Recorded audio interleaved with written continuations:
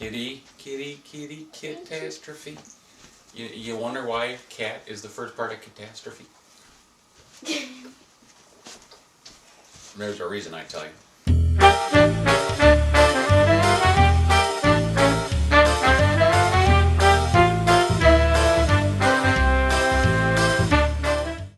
Hi, welcome to Fool. And Fool Jr. This week we'll be reviewing Cheaper by the Dozen, starring Steve Martin and Helen Hunt, and Ashton Kutcher doesn't really get coverage on the cover of the DVD, but he's in there somewhere, and he's got some funny moments. He was the boyfriend. Oh.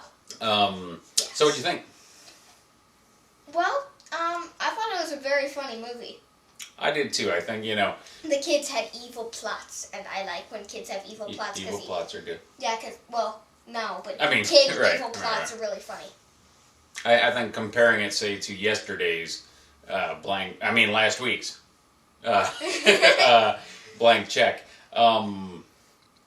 very, very funnier is Cheaper. Very, very funnier. Very more funnier. And you're the one who corrects me on grammar. It's a lot funnier by a long shot, Cheaper by the Dozen is. And, frankly, a little bit of a tear-jerker here and there, when we're dealing with the family issues and, stuff. And I gotta say, I did not expect a lot out of this movie. I was thinking about it relative to, what's the other big family one we saw recently? Yours, Mine, and Ours. Yours, Mine, and Ours. Where they have 18 kids. I was thinking about it compared to that, and I wasn't expecting much because Steve Martin sometimes, can...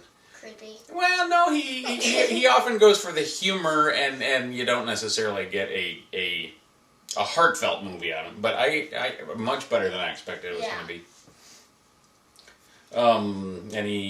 Any favorite scenes? Any things that really struck you as being really well done?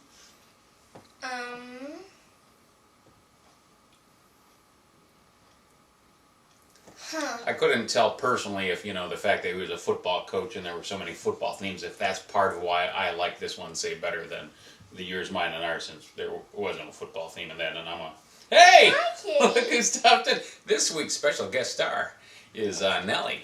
You guys, a lot of people have been saying that she deserves more airtime, and hey, now you got your wish.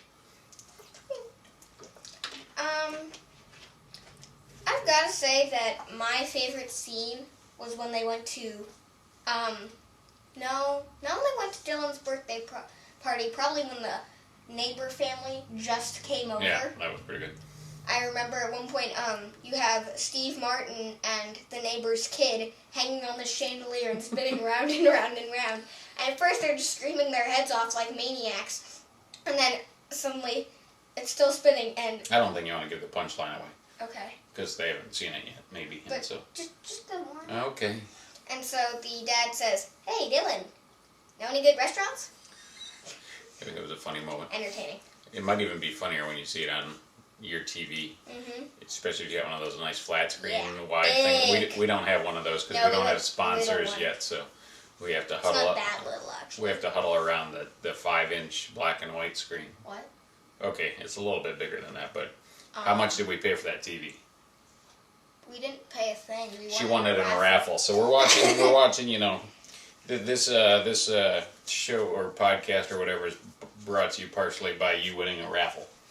Yes. Yes. Otherwise, we just kind of sad. Yeah. Otherwise, we'd just be reviewing the DVD cases. And that wouldn't be nearly as good. No.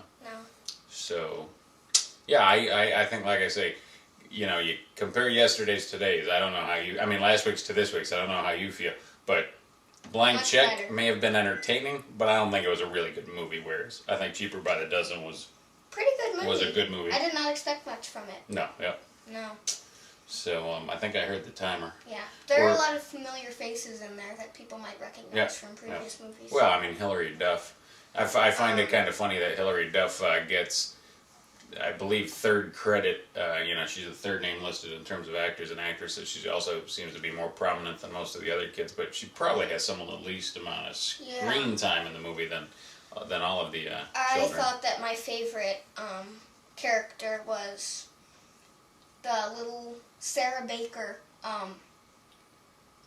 and she was the one who came up with all these evil plots. Right. What was the line?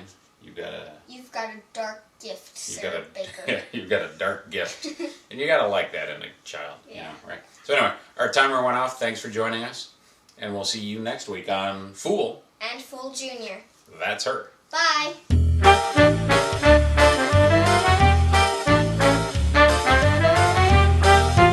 I'm out of profund. I'm out of profound things to say.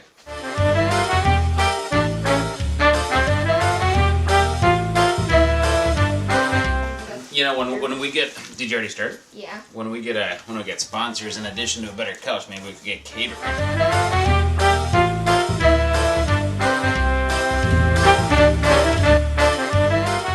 How do I look? Is that good? Is that good?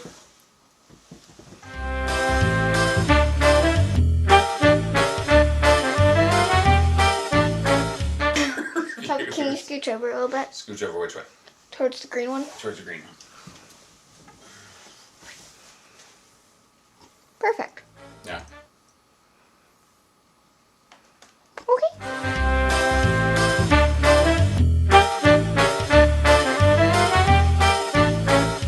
You know, think of the extra money we'd be making then, huh? Okay, the timer started.